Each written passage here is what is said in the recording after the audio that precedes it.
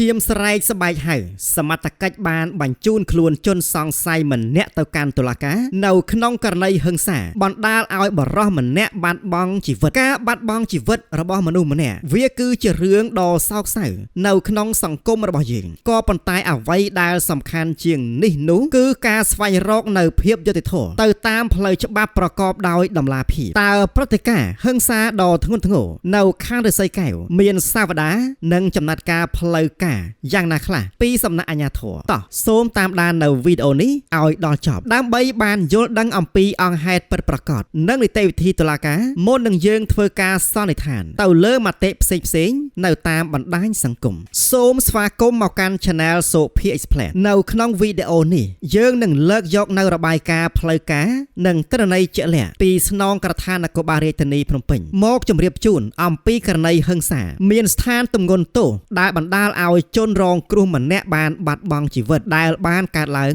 នៅក្នុងខណ្ឌរិស័យកែវកាលពីពេលថ្មីនេះផ្អែកទៅតាមរបាយការណ៍បឋមរបស់អធិការដ្ឋាននគរបាលខណ្ឌរិស័យកែវនិងក្រុមការងារព័ត៌មាននិងប្រតិកម្មរហ័សនៃស្នងការនគរបាលរាជធានីភ្នំពេញហេតុការណ៍ហិង្សាដ៏ធ្ងន់ធ្ងរនេះបានកើតឡើងនៅវេលាប្រហែលជាម៉ោង10ជាង10នាទីយប់នៅថ្ងៃទី11ខែកក្កដាឆ្នាំ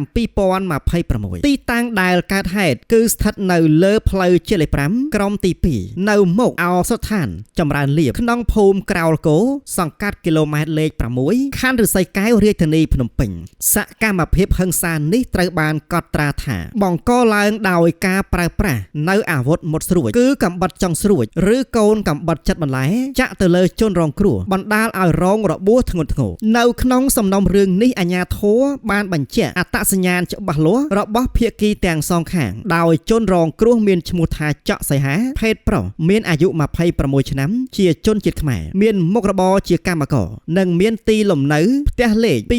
267ផ្លូវលំភូមិក្រោលគោសង្កាត់គីឡូម៉ែត្រលេខ6ខណ្ឌរិស័យកែវរាជធានីភ្នំពេញដែលរូបគាត់បានបាត់បង់ជីវិតដោយសារតែស្ថានភាពរបួសធ្ងន់ធ្ងរពេកដោយឡែកភាគីម្ខាងទៀតដែលជាជនសង្ស័យមានឈ្មោះលុនចត្រាភេទប្រុសមានអាយុ24ឆ្នាំជនជាតិខ្មែរមានមុខរបរជាកម្មករដូចគ្នាដោយមានស្រុកកំណើតនៅសង្កាត់ប៉ោយប៉ែតក្រុងប៉ោយប៉ែតខេត្តបន្ទាយមានជ័យនិងបានមកស្នាក់នៅបណ្ដោះអាសន្ននៅក្នុងភូមិក្រោលគោសង្កាត់គីឡូម៉ែត្រលេខ6ក្នុងខណ្ឌរិស័យកែវក្រោយពេលទទួលបាននៅព័ត៌មានភ្លាមកម្លាំងជំនាញព្រហ្មទណ្ឌនៃអធិការដ្ឋាននគរបាលខណ្ឌរិស័យកែវបានបើកការស្រាវជ្រាវយ៉ាងក្តៅគគុកប្រតិបត្តិការនេះធ្វើឡើងក្រោមការបញ្ជាផ្ទាល់ពីឯកឧត្តមសេនីយ៍ឯកជួននរិនអគ្គស្នងការរងនិងជាស្នងការនគរបាលរាជធានីភ្នំពេញដោយមានការដឹកនាំកម្លាំងផ្ទាល់ពីលោកវរៈសេនីយ៍ឯកហៀងថារ៉េតអធិការនគរបាលខណ្ឌរិស័យកែវនិងលោកឧត្តមសេនីយ៍ត្រីប៊ុនសត្យា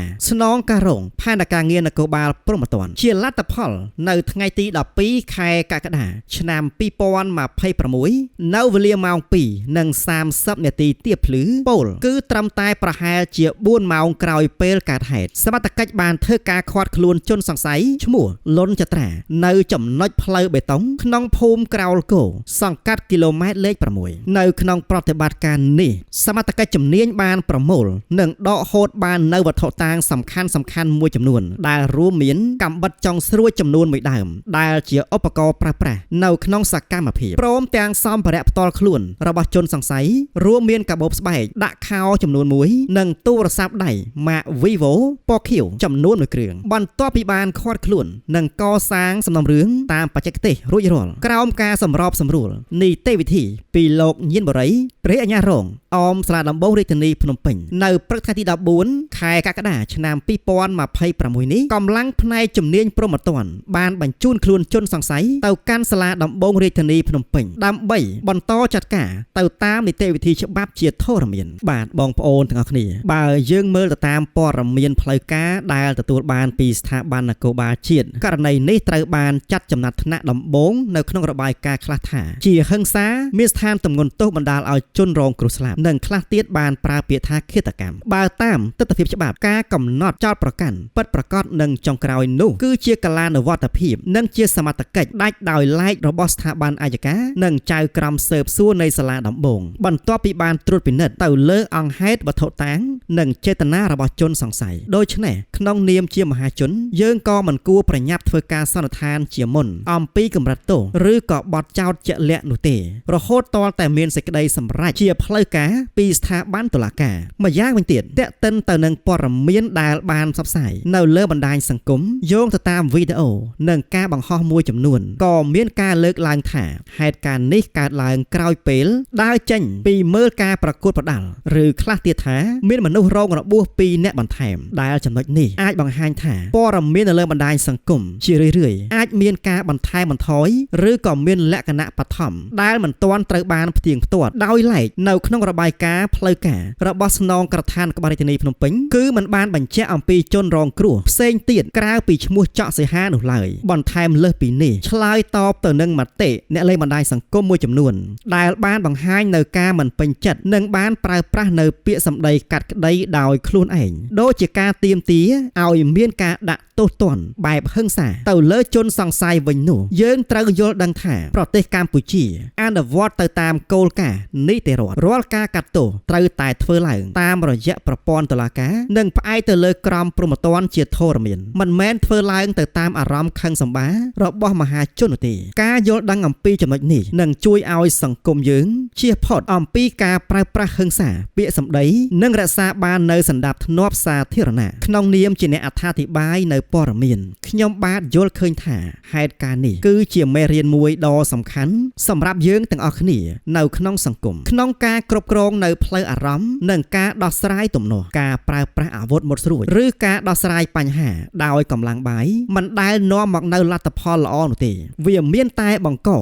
យមាននៅការខាតបង់យំសោកសង្រេងនិងបង្កើតនៅការសោកស្ដាយអស់មួយជីវិតអ្វីដែលយើងអាចធ្វើបាននៅក្នុងពេលនេះគឺការចូលរួមគោរពនៅព័ត៌មានពិតនិងផ្ដល់នៅការគោរពដល់ក្រុមគ្រួសារនៃភាគីដែលពាក់ព័ន្ធទាំងអស់ដោយជៀសវាងនៅការចែករំលែកនៅរូបភាពឬក៏ព័ត៌មានឯកជនដែលប៉ះពាល់ទៅដល់កិត្តិយសរបស់ពួកគាត់ស្របពេលជាមួយគ្នានេះខ្ញុំបាទក៏សូមលើកទឹកចិត្តដល់បងប្អូនអ្នកលេងបណ្ដាញសង្គមទាំងអស់សូមប្រើប្រាស់នៅពាក្យពេចន៍ comment ប្រកបដោយការគោរពនិងមានហេតុផលយើងមិនគួរប្រើប្រាស់នៅហេតុការណ៍នេះដើម្បីបំផុសជាកំហឹងឬក៏បង្កើតនៅការរើសអើងឬក៏ទាញភ្ជាប់ទៅនឹងបញ្ហាផ្សេងដែលគ្មានមូលដ្ឋានច្បាស់លាស់នោះទេការរងចាំនៅការបញ្ជាក់ជាផ្លូវការនិងការតាមដាននៅនីតិវិធីដោយស្ងប់ស្ងាត់នោះគឺជាកាតព្វកិច្ចរបស់ពលរដ្ឋល្អនៅក្នុងការចូលរួមចំណែកលើកកម្ពស់យុត្តិធម៌សង្គមសរុបជារួមមកករណីហិង្សាមានស្ថានទម្ងន់ទោសដែលបានបណ្ដាលឲ្យបុរសវ័យ26ឆ្នាំម្នាក់បានបាត់បង់ជីវិតនៅខណ្ឌរសីកែវត្រូវបានសមត្ថកិច្ចជំនាញចាត់វិធានការបង្ក្រាបបានយ៉ាងឆាប់រហ័សនិងបានបញ្ជូនសំណុំរឿងនេះទៅកាន់តុលាការរួចរាល់ហើយដែរកាលពីព្រឹកថ្ងៃទី14ខែកក្កដាឆ្នាំ2026នេះខណៈពេលនេះខ្ញុំបាទក៏សូមអរគុណដល់ពុកម៉ែបងប្អូនសម្រាប់ការតាមដានទស្សនានៅវីដេអូនេះតាំងពីដើមរហូតដល់ទីបញ្ចប់ប្រសិនបើពុកម៉ែបងប្អូនពេញចិត្តនិងចង់បាននៅការបកស្រាយនៅព័ត៌មានប្រកបដោយការប្រុងប្រយ័ត្ននិងមានសុវត្ថិភាពបែបនេះសូមកុំភ្លេចចុច Subscribe និងដាក់នៅរូបសញ្ញាកណ្ដឹងលើ Channel Sophie Explain របស់ខ្ញុំបាទម្នាក់មួយផងសូមអរគុណនិងសូមគោរពលា